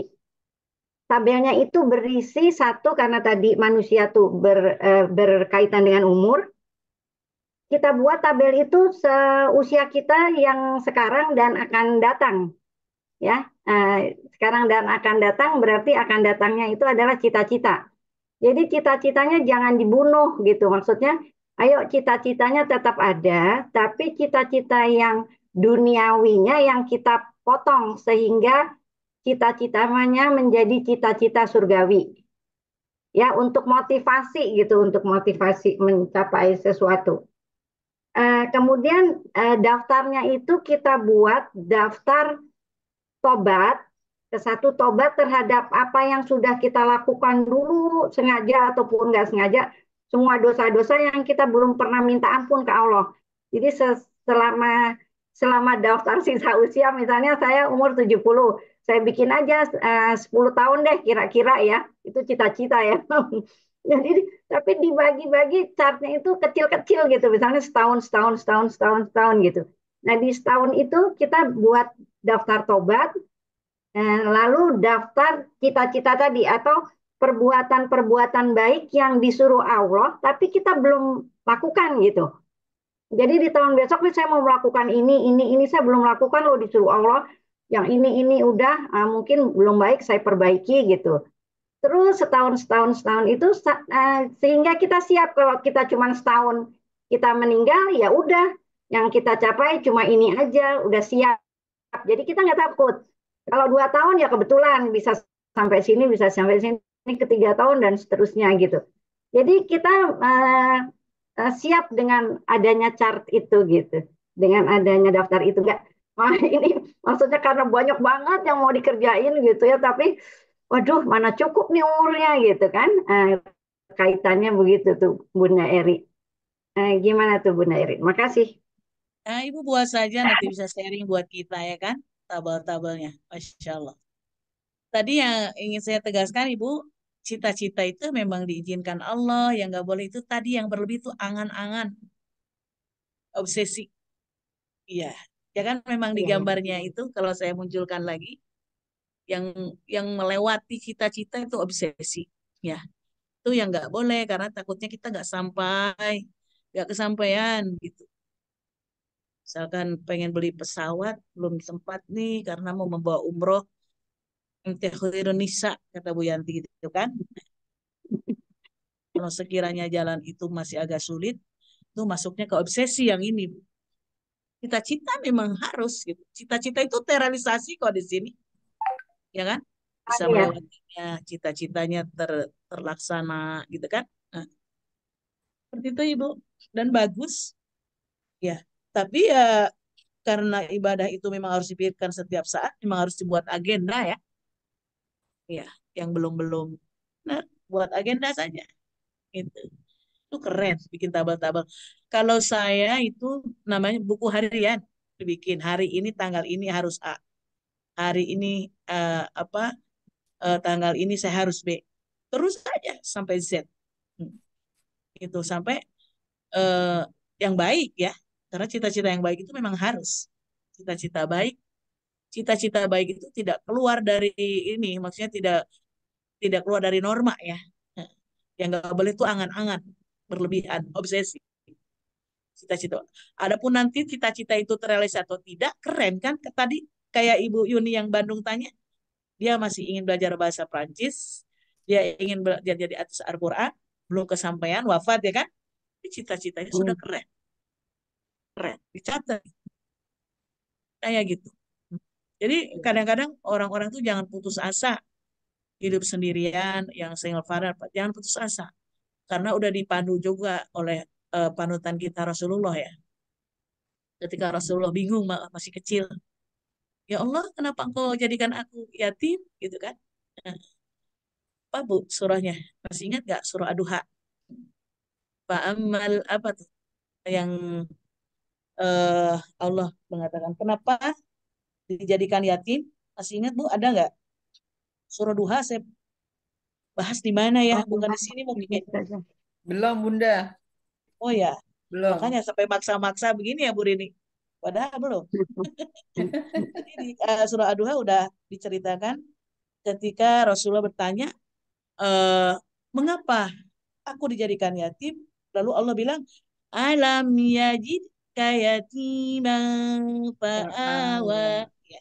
Wa wajadaka dhallan fahada wa wajadaka سائلا فأغنى فأما اليتيم فلا تقهر وأما السائل فلا تنهر وأما بنعمة ربك فحدث. Ya, jadi ada yang bisa baca artinya, Bu? Saya baca, Apa Bunda. saya? Ya, silakan. Bukankah dia mendapatimu sebagai seorang yatim, lalu dia melindungimu, dan dia mendapatimu sebagai seorang yang bingung, lalu dia memberikan petunjuk, dan dia mendapatimu sebagai seorang yang kekurangan, lalu dia memberikan kecukupan. Maka terhadap anak yatim janganlah engkau berlaku sewenang-wenang, dan terhadap orang yang meminta-minta janganlah engkau menghardiknya, dan terhadap nikmat Tuhanmu hendaklah engkau nyatakan dengan bersyukur. Jelas seperti ini ya kan? Jadi Allah sudah memberikan solusi. Nggak usah takut, wahai Muhammad. Engkau dijadikan yatim karena aku ingin mengurusmu sendirian. Ya kan? Aku melindungimu. Jadi dalam hidup banyak rintangan. Udah ada pelindungnya Allah. Ya kan? Terus tadinya tidak tahu tentang syariat, tentang apapun. Disediakan guru-gurunya. Diberikan petunjuk. Kalau Rasulullah diberi wahyu. Ya kan? Kalau kita diberikan petunjuk bisa mengaji di Khairunisa. Bertemu dengan berbagai macam ragam buku yang hebat. Masya Allah. Ya, maka itu, wahai Muhammad, aku hanya berikan saran kepadamu, anjuran kepadamu, engkau jangan sewenang-wenang ya terhadap anak yatim. Gitu. Karena Rasulullah sendiri dibuat yatim. Terus kalau ada yang meminta-minta, gak usah rasa mau diambil hartamu. Sampai ada orang, ya Muhammad, saya lapar. Aku hanya punya kurma yang sudah aku tersentuh dengan ini. Maukah? Mau ya Muhammad? Ya udah, hilang lapar. Kalau sama kita banyak dibuat kesal masalahnya oleh masa kini kan. Di mana terganggu, banyak orang minta-minta di jalan di mana. Tapi kalau mau mengingat ayat ini positif bisa. Ya, tinggal diabaikan aja kalau tidak mau memberi. Mengedukasi ada bagiannya, ada ranahnya yang mengedukasi orang-orang itu. Meskipun tidak pernah berhasil para pendidik. Coba ini kok nggak dibuat organisasi saja, kepengennya kan gitu ya. Supaya nggak munculan di Indonesia begini, di mana-mana banyak pengemis gitu. Coba kita positif aja saat itu. Oh ya, Allah ingin memperlihatkan ini kepadaku. Mungkin pas saat orang lewat, enggak gitu. Atau ada orang datang ke rumah, Bu, saya punya kesulitan, ingin dibantu. Respon, mungkin ini adalah keberkahan dari Allah. Oh, luar biasa. Asal tidak berlebihan ya. Bagaimana hati kita sih? Hati kita positif, menjadi positif. Kalau kitanya sudah tidak welcome, susah juga. Seperti itu. Jadi semuanya sikapi dengan positif. Buat agenda tuh kayak Ibu Yanti tadi bilang, setahun ini saya harus mencapai 1 triliun bersedekah. Masya Allah. Amin. Luar biasa. Iya. Amin, amin. Ya Allah, ya Allah. Makanya kan dibolehkan tadi menjadi kaya, asal bisa mengelola untuk kebaikan. Mungkin disudahi atau mau diterima Satu Ibu lagi, Rini? Bunda. Bu Ibu Rini, Rini boleh Terima deh. kasih ya. Terima kasih Bunda Eri. ya, Sama-sama makasih Bu Ibu. Yanti. Terima kasih juga Silakan Bu Rini. atas ide-idenya, selalu brilian. Masya Terima Allah. kasih. Ya, sudah. Assalamualaikum Bunda Eri. Waalaikumsalam warahmatullahi Ibu Rini. Aduh, luar biasa ini ilmunya ya Bunda Eri, bahwa manusia memang tidak pernah terpisah dengan cita-cita, karena ya cita-cita menjadi motivasi untuk terus bergerak dan berusaha. Tapi yang saya temui ya Bunda Eri, ada seseorang ya yang sudah pensiun, mungkin dari perawat gitu ya. Dia di hari tuanya ini, kita memang tidak langsung bilang cita-citanya apa ya, tapi kedepannya mau bagaimana gitu ya. Nah itu dia tidak bilang saya nggak mau apa-apa, pokoknya semuanya hanya mengurus cucu. Jadi dia memutuskan semua hubungan dengan luar-luar ya Bunda Eri. Tidak megang handphone, dan juga kita juga berusaha ya untuk mengajak, ayo ikut kajian lah. Tapi sama sekali bahwa dia sudah cukup lah katanya begitu. Nah kita selalu berpositif, berpikiran positif ya. Mungkin ikut di kajian mana-mana, ternyata enggak gitu ya Bunda Eri. Nah sebetulnya ada rasa sedih juga ya, karena kan dulu sekolahnya juga dia bagus gitu. Nah ini sebagai teman gini Bunda Eri, apakah kita cukup hanya tinggal mendoakan aja deh gitu. Gimana Bunda Eri? Terima kasih Bunda Eri. Bagaimana saat mudanya? Sudah bersilaturahmi? Iya, waktu Saat itu dulu. pensiun. Dia udah merasa cukup mungkin ya. Iya. Tapi Apakah dia lemah badannya? enggak, karena Udah dia beraktivitas. dari perawat Bunda Eri, jadi sekarang hanya mengurus di rumah anaknya yang dua-duanya bekerja. Mungkin karena kalau ditinggalkan cucunya tidak ada yang menjaga. Bisa juga, bisa Itu juga. ibadah juga sebetulnya ya. Cuma Ya. suka sedih kalau ada anak-anak yang menjadikan orang tuanya babu. Seharusnya cari aja pekerja-pekerja lain. Neneknya bisa mengawasinya dan masih bisa beraktivitas, ikut mengaji, ikut komunitas, tidak kehilangan dunianya yang sebelumnya. Tapi kembali, qadarullah. Kalau sudah mengajak, ibu sudah cukup. Nah, tapi kita tidak dapat memvonis apakah dia jelek, karena dia masih beribadah. Kan? Hanya tidak bersilaturahmi ya, ibu ini. Dan tidak memperkaya diri dengan keilmuan dan kajian-kajian. Tapi mungkin dia nonton YouTube, bisa ya. Mungkin, kalau alam baca buku, mungkin ya. Ada cara-cara tersendiri. Qadarullahnya itu tadi, menjaga cucu, diamanahkan. Mungkin orang tuanya tidak dipercaya kepada orang lain sehingga ingin mamanya yang menjaganya. Tapi itu tidak boleh ya. Udah sering loh ada pelatihan-pelatihan gitu. Jangan menjadikan ibumu untuk mengasuh anak-anakmu. Ya Allah, kasihan. Barangkali begitu pikirannya. Cuma dia nggak mau mengutarakan kenapa dia begitu. Barangkali. Saya tidak tahu. Itu urusannya psikolog. Ya.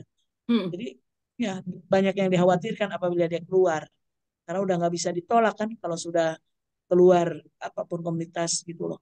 Sehingga dia meninggalkan cucunya itu. Susah katanya mau ngejum ada cucu. Saya sering mendengar itu ibu-ibu Katimusku banyak keluar kayak gitu. Maaf ya Bunda, saya diamanatkan cucu, belum sempat ikut jum lagi. Eh, Gak bisa diajak ngaji, Ibu. Enggak Bunda, cucunya jalan kemana harus diawasi. Sedih tapi gak apa-apa Ibu. Selamat beribadah kepada hal yang lain, mengasuh cucu, ibadah niat. Kalau menarik diri dari kehidupan sosial itu harus dilihat apakah ada yaitu ada gejala apa, ada mengalami kebosanan hidup di luar, ya, ya banyak alasannya itu makanya tidak bisa diketahui. Itu harus psikolog ya yang menilai. Mungkin Atau ini ada juga kali Bunda Eri ya apa karena pekerja selama sampai pensiun terus jadi dia pengen apa pengen bener istirahat, pure ngurus di rumah ya bisa juga bukan gitu berarti tidak beribadah. ya iya itu mungkin Ya, itu dugaan-dugaan kita Ibu Rini. Kalau Ibu mengajak, kalau responnya baik ya kalau sebetulnya mengajak. Asal dia tidak intinya menghina orang-orang yang bergaul gitu aja tidak mencela. Ya hanya itu alasannya. Terima kasih Bunda Eri. Ya, Terima insya kasih Allah Bu ya. Rini. Baik, ini sudah pukul 11.44, mungkin kita akhiri. Bunda, mohon izin sebelum ditutup untuk memimpin doa, Bunda Eri. Doa pendek saja ya. Ya. A'udzubillahiminasyaitonirrajim. Bismillahirrahmanirrahim. Allahumma sholli ala sayyidina Muhammad ya fil awwalina wal akhirin. Wa barik wa radiyallahu ta'ala an kulli sahabati Rasulillahi ajmain. Allahumma ij'al hadha jam'ana jam'an marhuma wa la taj'al tafarruqana min ba'dihi tafarruqan ma'suma wa la tada' lana fi majlisina hadha dhanban illa ghafartah Amin. ولا عيبا إلا سترته ولا ذنبا إلا غفرته ولا جاهلا إلا علمته ربنا اغفر لنا ولوالدينا ولمعلمينا في الدين ربنا اغفر لنا ولإخواننا الذين سبقونا بالإيمان ولا تجعل في قلوبنا غلا للذين آمنوا ربنا إنك رؤوف رحيم ربنا آتنا في الدنيا حسنة وفي الآخرة حسنة وقنا عذاب النار وادخلنا مع الأبرار يا عزيز يا غفار يا رب العالمين الحمد لله رب العالمين سبحانك اللهم وبحمدك أشهد أن لا إله إلا أنت Astaghfiruka wa atubu ilaik.